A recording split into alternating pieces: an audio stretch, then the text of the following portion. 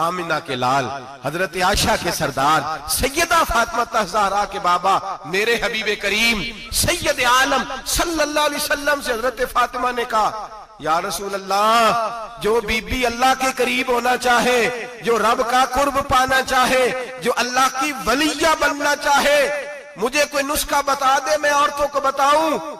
तो मेरे हबीब ने फरमाया, जो बीबी जितना घर के अंदर रहेगी, जितना घर के अंदर रहेगी, जितना घर के अंदर रहेगी, उतना ही वो अपने रब के करीब होती जाएगी, उतना ही अल्लाह का कुर्ब पाती जाएगी, उतना ही रब करीम की वलिया होती जाएगी, उतना ही अल्लाह तबारक व तआला उसे अपनी कुर्ब की मनाजिल तय फरमाएंगे। जितनी वो घर के अंदर रहेगी उतनी अल्लाह के करीब रहेगी, और जितनी सज धज के बाहर निकलेगी, जितनी सबरेगी, उतनी वो अल्लाह से दूर होती जाएगी। जितने कदम उसके घर से दूर निकलेंगे, उतने ही कदम उसके अल्लाह के कुर्ब से दूर होते जाएंगे, उतने ही कदम। माएं, तुम्हारी दुआएं कबूल होंगी, मेरी माओ तब कबूल होंगी जब तुम घर में रहोगी।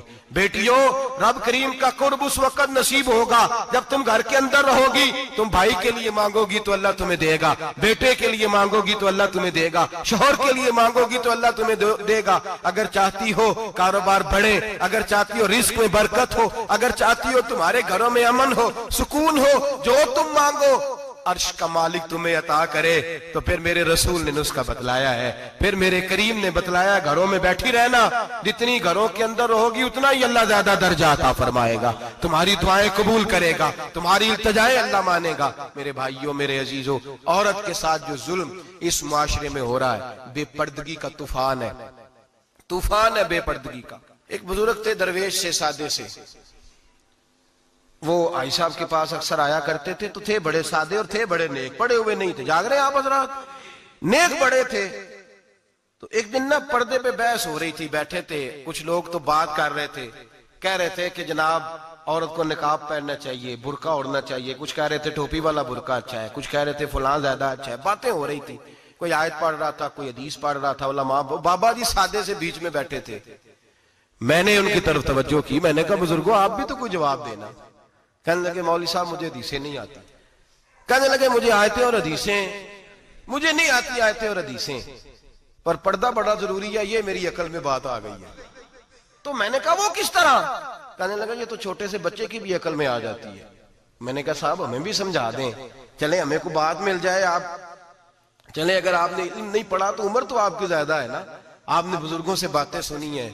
तो कहने लगे बेटा मेरा छोटा सा पोता है, वो बाजार से टाफी खरीद के लाता है, अगर टाफी के ऊपर से कागज उतार देता है ना तो टाफी में मक्खियां बैठनी शुरू हो जाती है, टाफी पे मक्खियां बैठ जाती हैं। जब तक उसके ऊपर वो लिफाफा रहता है, कागज रहता है, उस पे मक्खियां, अल्लाह करे आपको समझ आए, अल्लाह करे आपको समझ आए, अल्लाह करे उस दरवेश की बोली टकरा जाए। कहने लगे जब तक तो उसके ऊपर कागज रहा तब तक उस पे मक्खियां, और जब उसके ऊपर से कागज उतर गया तो मक्खियां बैठ गई। कहने लगे 4 साल का मेरा पोता, मैंने मिन्नत कर दी कि खा लो। कहने लगा मैं नहीं खाता, इस पे मक्खियां बैठ गई हैं, मैं नहीं खाता, गंदी हो गई है, मैंने ये टाफी नहीं खानी। कहने लगे मैं बूढ़ा आदमी दोबारा दुकान पे गया, जद्दोजहद करके नई टाफी लाया, बेटे को कहा खा लो, अब उसने खाई। कहने लगे मुझे समझ में आ गई, जो बीबी पर्दा करेगी उस पे मक्खियां नहीं बैठेंगी, जो औरत पर्दा करेगी उस पे मक्खियां, और अगर उस पे मक्खियां बैठ गई तो फिर वो किसी के लिए काबिल कबूल है।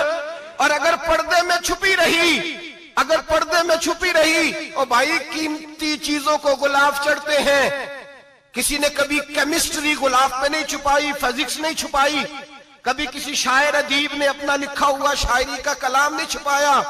गुलाब जब भी चढ़ता है कुरान पाक पे चढ़ता है। मेरे भाई करोड़ों और अरबों और खरबों का मकान बना के लोग उसको गुलाब नहीं चढ़ाते, गुलाब जब भी चढ़ता है बैतुल्लाह को ही चढ़ता है। जो चीज कीमती होती है वो गुलाब पे होती है। मेरी बहनों, मेरी बेटियों, अगर तुम अपने आप को कीमती बनाना चाहती हो तो गुलाब में छुप जाओ, तुम्हारी कीमत बढ़ जाएगी, तुम्हारा वकार बढ़ जाएगा, तुम्हारी अजमत बढ़ जाएगी। मेरे हबीब ने फरमाया जितनी घर के अंदर रहोगी, दुनिया तो दुनिया रही, अल्लाह की नजर में तुम्हारी कीमत बढ़ जाएगी, रब करीम की निगाह में तुम्हारा वकार बढ़ जाएगा, अल्लाह की नजर में तुम्हारी अजमत बढ़ जाएगी। और जब औरत निकलती है, जब वो घर से निकलती है, मेरे हबीब करीम अलैहिस्सलाम ने फरमाया औरत छुपाने की चीज है, छुपाने की चीज है, छुपाने की, ये कीमती है, ये खजाना है, इसे छुपा के रखो। फरमाया जब ये घर से निकलती है, फरमाया और कोई देखे ना देखे, शैतान उसे देखता है, शैतान वसवसा अंदोजी करता है, शैतान उसे देखता है। और हबीब करीम सैयद आलम सल्लल्लाहु ताला अलैहि वसल्लम जब बात करते थे, जब लफ्ज बयान करते थे, मोहताज जुमले बोलते थे, बड़ा कम, रहमतल लिल आलमीन नबी की जुबान से बड़ा कम सख्त जुमले निकलते थे। मेरे हबीब ने लफ्ज अदा किए, सख्त जुमले। मेरे करीम ने फरमाया जो औरत, ये जो माए बहनें सुन रही हैं, खुदारा आगे पहुंचाएं, आप भी घर में जाएं तो ये वाला वाज अपने घर में पहुंचाएं, सुनाएं, खुदारा सुनाएं, खुदारा।